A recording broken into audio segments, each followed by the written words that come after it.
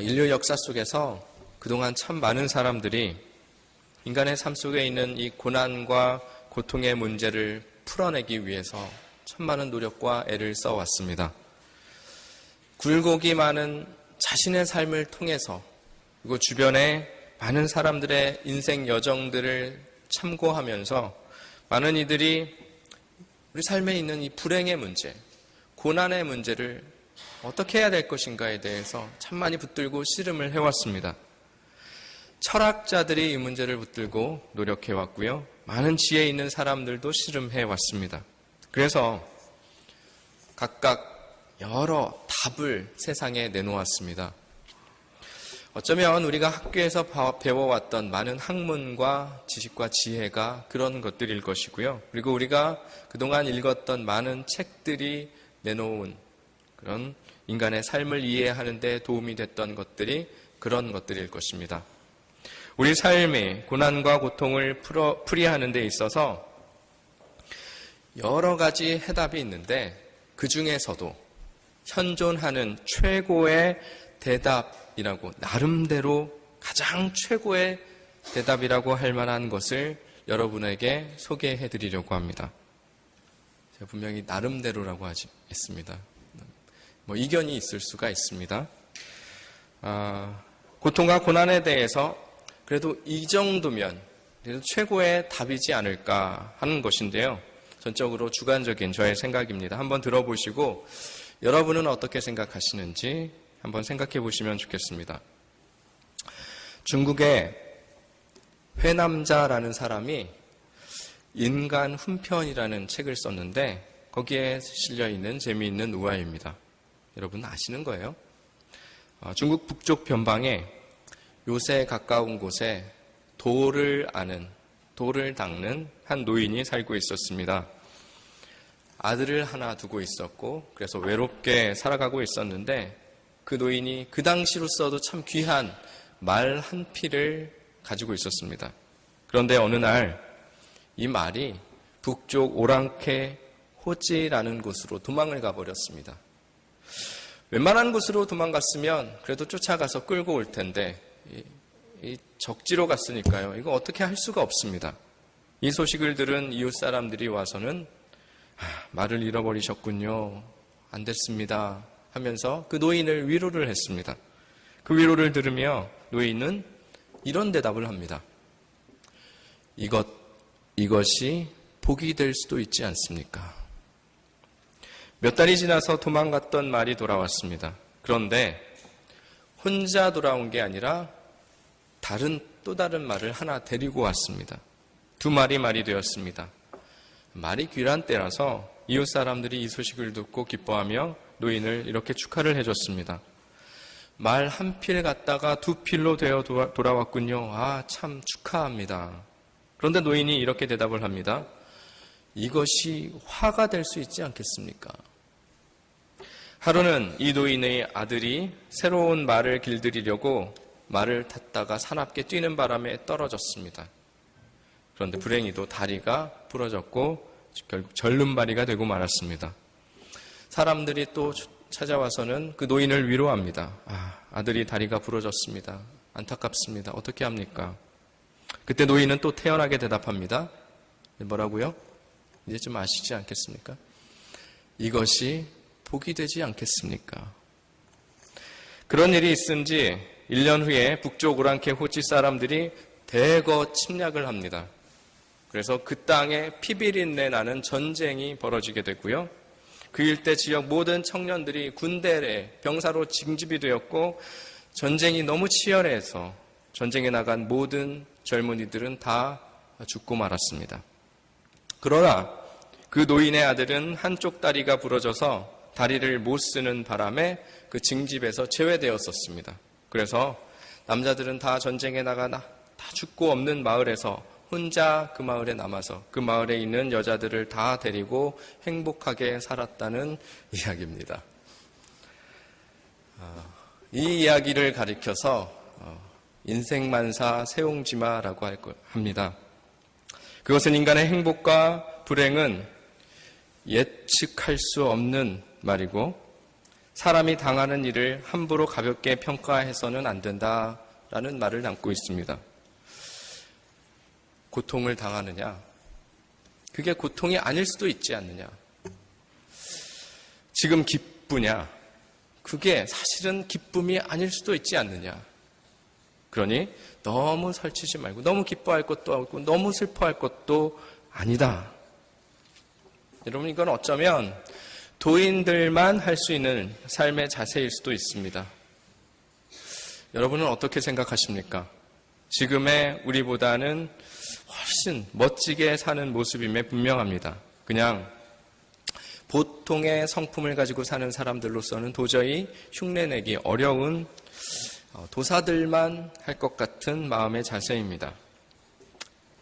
불행이 행복이 될 수 있고 행복이 불행이 될 수도 있으니까 너무 가볍게, 너무 울지 말고 너무 웃지도 말고 담담히 삶을 살아내라 하는 이 지혜의 가르침, 여러분은 어떻게 생각하십니까? 동의하십니까?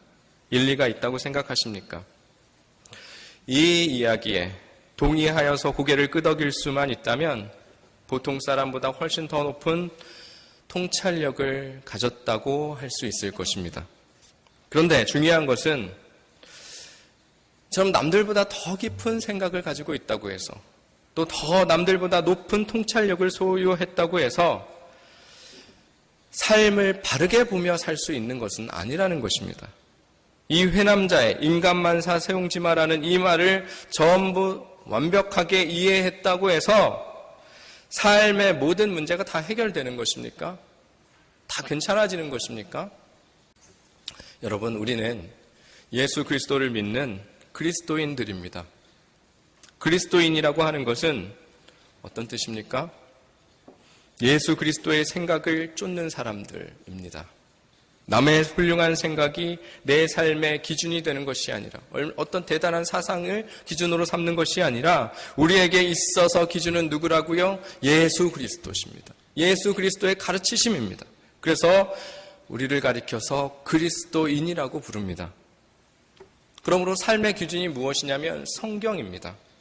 성경에 하나님이 뭐라고 말씀하시는지, 성경에 하나님은 뭐라고 생각하시는지, 그게 우리에게 있어서는 가장 중요한 문제입니다. 더 정확히 말하면 나의 행복과 불행이 나의 기준을 가지고 내가 평가를 내리는 것이 아니라 하나님이 어떻게 보느냐, 하나님이 어떻게 나를 생각해 주시느냐, 내 행동에 대해서 어떻게 판단해 주시느냐에 대해서 그거에 따라서 나의 행복과 나의 불행이 결정나게 된다는 것입니다. 내가 내리는 판단에 대해서 하나님께서 어떻게 생각하고 계시는가, 하나님의 평가가 무엇인지 여기에 관심을 갖고 사는 사람들이 우리 그리스도인들입니다.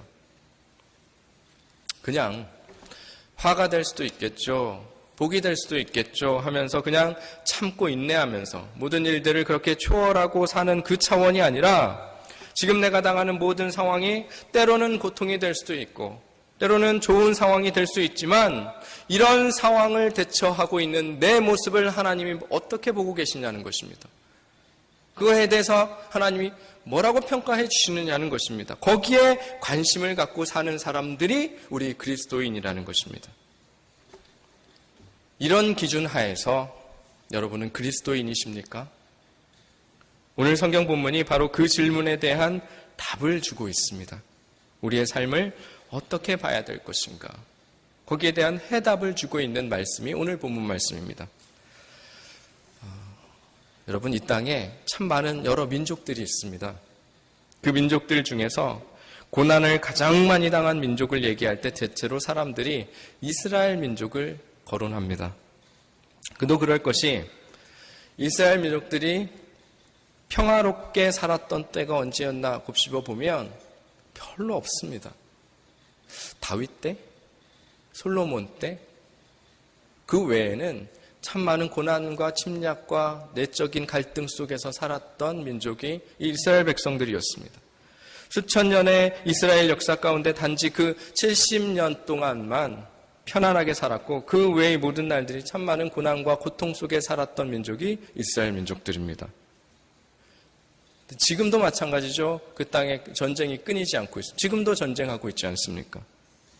그런 고난의 역사 속에서 이스라엘 사람들이 스스로 생각해 봤을 때 가장 항상 어려웠지만 그 역사 속에서도 가장 힘들고 어려웠던 때를 말하라고 하면 언제를 꼽냐면 애굽에서 430년 동안 종살이 했던 때라고 말합니다. 성경에도 그게 반복적으로 그 백성들의 고백을 통해서 나오고 있습니다. 이스라엘 백성들이 자녀교육법이 유명하죠. 유대인의 자녀교육법. 그들이 아이들에게 가르치는 내용 중에 애굽에서 종살이 했던 때를 기억하라 라는 말을 굉장히 많이 하고요. 그것을 자꾸 되씹습니다. 아이들의 머리에 박히도록 강조하는 내용입니다. 그때가 너무 힘들었기 때문에 430년 종살이한 때를 기억하고 그것으로부터 구원해 주신 여호와 하나님을 기억하라고 가르치는 게 이스라엘 백성들의 교육의 핵심입니다. 그런데 오늘 성경 말씀을 보면 그 430년 종살이하던 고난과 고통이 마무리되는 순간이 기록되어 있습니다. 이집트에서 출애굽을 하는 역사적인 장면이 오늘 이 말씀 속에 나오고 있는데요. 이 말씀 속에는 출애굽하는 사람들의 숫자가 나오고 있습니다. 얼마라고 하고 있습니까? 37절에 나오는데요.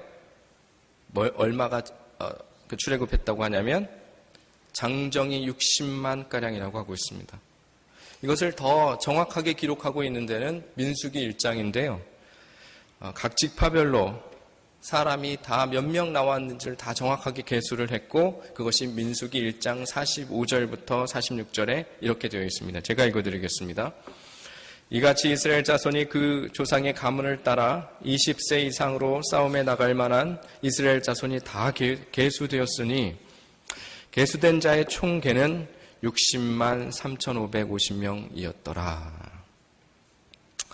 오늘 본문에는 그냥 대충 장정 60만가량이라는 숫자가 나와 있지만 민수기에는 정확하게 그 60만이 어떠한 사람들인지도 자세하게 나오고 있습니다. 정확하게 어떤 범위에 있는 사람들인지도 나오고 있습니다. 20세 이상으로 싸움에 나갈 만한 이스라엘 자손이라고 했습니다.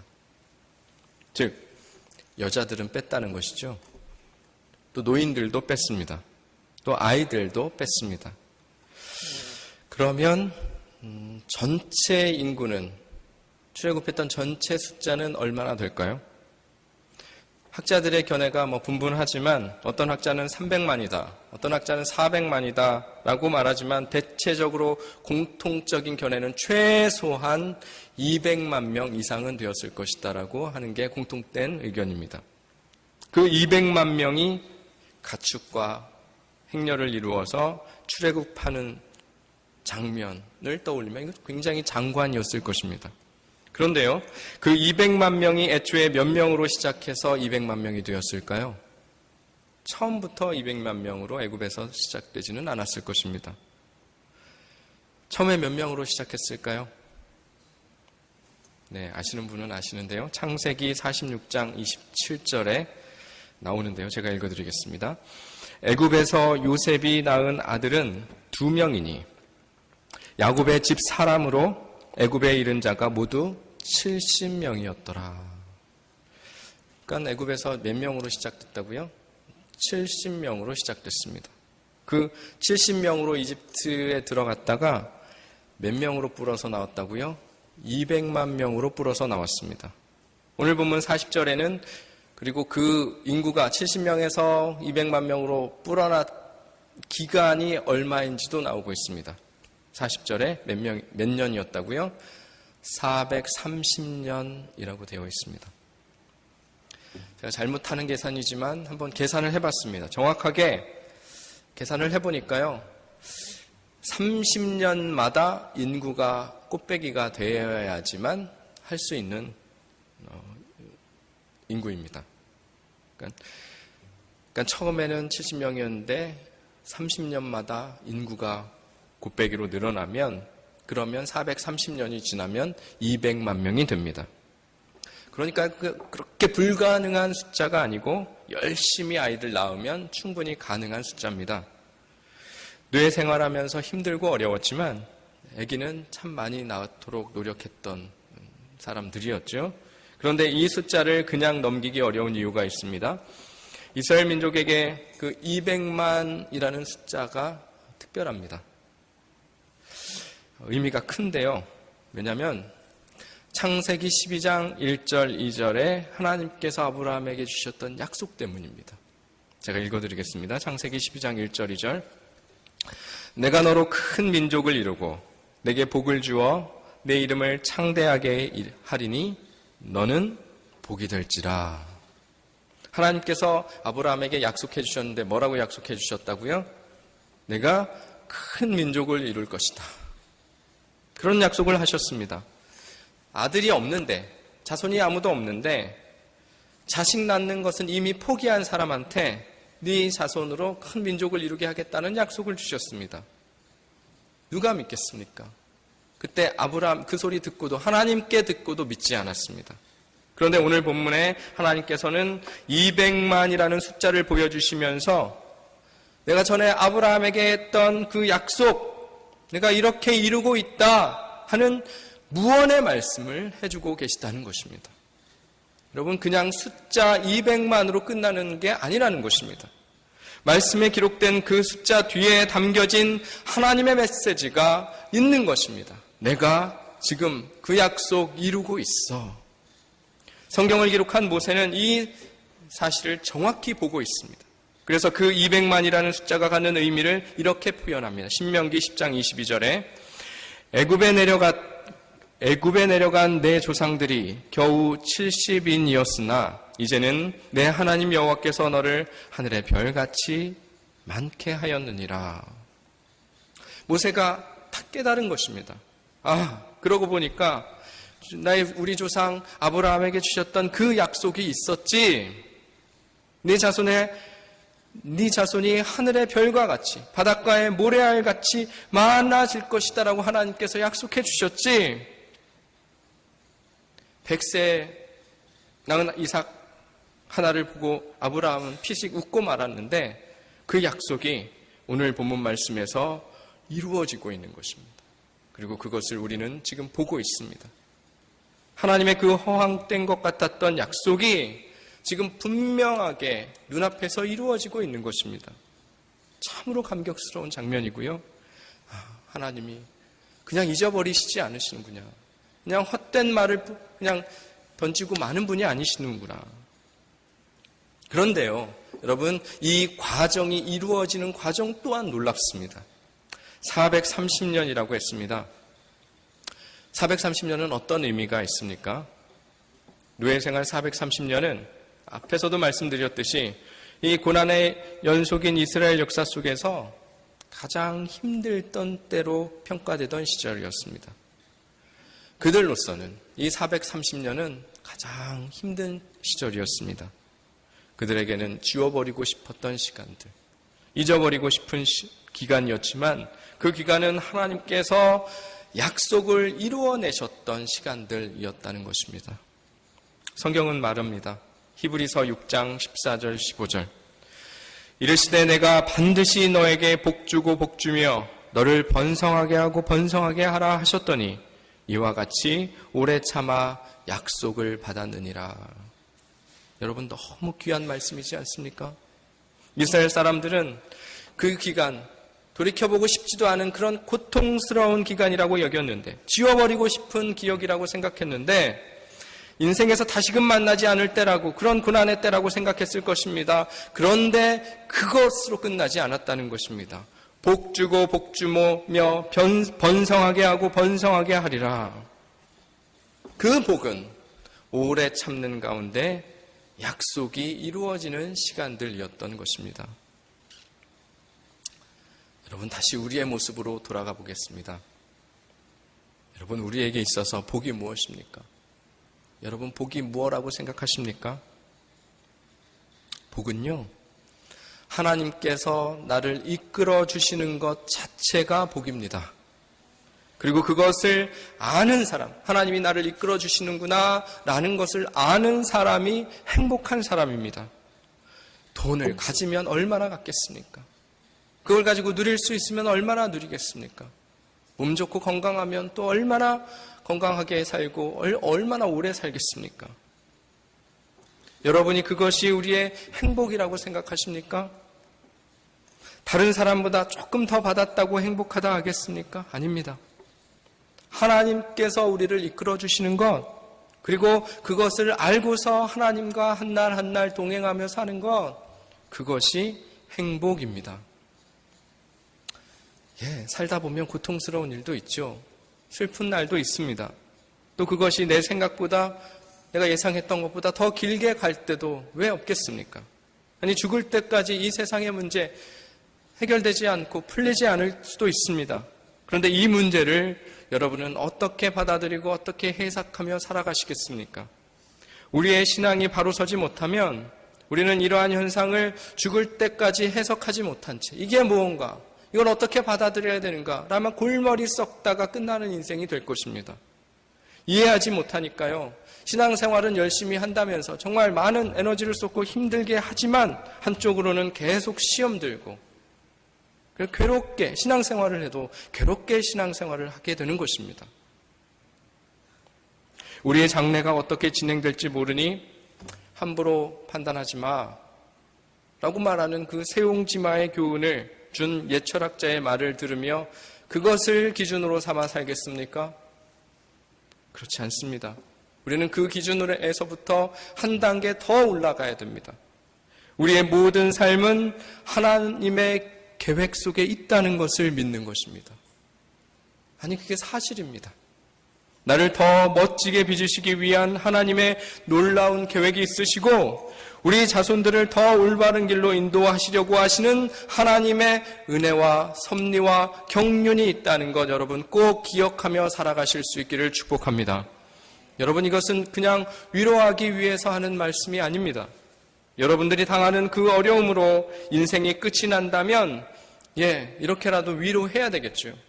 그렇지만 아무리 봐도 우리의 삶이 그냥 그런 고난과 고통으로 끝나는 삶이 아닙니다. 이스라엘을 애굽에서 인도해 주신 하나님의 손길을 여러분들도 보실 수 있기를 축복합니다. 고통과 고난 중에 있을지라도 그것을 인도하시고 이끌어 주시고 사용하셔서 우리에게 약속해 주신 하나님의 말씀을 꼭 이루어 주시는 하나님이십니다. 그 하나님의 손길을 보실 수 있으셨으면 좋겠고, 그래서 그것을 확신 가운데 붙들고 한 날 한 날 살아가는 게 우리 믿는 사람인 것입니다. 그것을 보고 그 하나님의 손길을 느낄 때, 그럴 때 진정으로 마음은 놓여지고 진정한 행복이 삶 가운데 찾아오게 되는 것이고, 그것이 삶의 복으로 선순환되는 것입니다. 하나님의 인도하심이 있다는 것, 정확하게 약속해 주신 것을 우리가 보이지는 않지만, 우리의 눈으로는 볼 수 없지만 어느 순간엔가 이루고 계시다는 사실을 믿으실 수 있기를 바랍니다. 그게 우리 믿음입니다. 약속을 이루시는 하나님의 손 보시고 죽을 고비를 당했어도 죽고 싶은 마음 들더라도 그것은 하나님이 나를 인도하시는 과정인 줄을 알고 믿고 보실 수 있기를 축복합니다. 그 고백을 할 수 있는 우리의 믿음이 있었으면 좋겠습니다.